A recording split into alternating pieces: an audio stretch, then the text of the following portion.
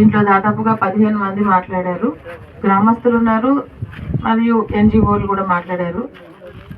ఇక్కడ ఎక్కడ కూడా నెగిటివ్ అయితే ఎవరు చెప్పలేదు, పాజిటివ్గానే చెప్పారు. ప్లస్ చిన్నవే చెప్పారు కానీ అంటే విలువైనవి చెప్పారు. ఊరికి ఏం కావాలి, ఒక గుడ్డను తీసుకుంటున్నప్పుడు మాకేం కావాలి అన్నది చాలా క్లారిటీగా చెప్పడం జరిగింది. అది కూడా ఎక్కువ మంది మాకు రిటర్న్గా ఇచ్చిన దాంట్లో కూడా ఏమున్నాయంటే, ఇక్కడ గ్రామంలో చదువుకున్న పిల్లల కోసం లైబ్రరీ పెట్టండి, అది కూడా సివిల్స్కి చదువుకునే వాళ్ళకి కానీ గ్రూప్స్ చదువుకునే వాళ్ళకి కానీ విత్ లైబ్రరీ అని చెప్పారు. మంచిగా అనిపించింది. అలాగే చాలామంది ఎన్జిఓస్ కూడా ఇక్కడ మొక్కలు పెంచడానికి గురించి చెప్పారు, ఫ్రూట్ బేరింగ్ ప్లాంట్స్ గురించి. అది కూడా అందరూ దాదాపుగా ఒకటే రకంగా చెప్పారు. ఊరికి కావాల్సింది ఏదో క్లారిటీగా చెప్పారు. సో ఇది ఓకే.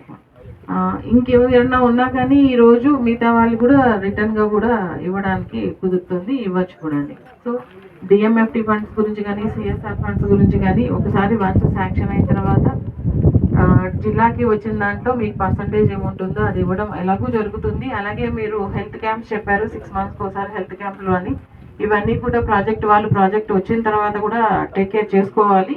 ఎందుకంటే ఒక గ్రామం నుంచి వాళ్ళకి ఒక అసెట్ ఇస్తున్నారు కాబట్టి అసెట్ని వీరు దాన్ని అంటే ఇప్పుడు చెప్పారు చూడండి, అక్కడక్కడ పొలం కనబడుతుంది మంచిగా వేసుకుంది, ఈ డస్ట్ వల్ల అది పొల్యూట్ కాకుండా తర్వాత అవుతున్నప్పుడు వాళ్ళు ఇబ్బంది పడుతున్నప్పుడు ఆల్రెడీ మేము తీసేసుకున్నాం కాబట్టి మేము ఏం చేయొచ్చు అన్న పర్వాలేదు అన్న విధంగా కాకుండా మాత్రం ఈ గ్రెనేడ్స్ వాళ్ళు ఒకవేళ వచ్చినప్పుడు మాత్రం ఆ జాగ్రత్తలు మాత్రం మీరు తీసుకోవడానికి చేయాల్సి వస్తుంది. Thank you.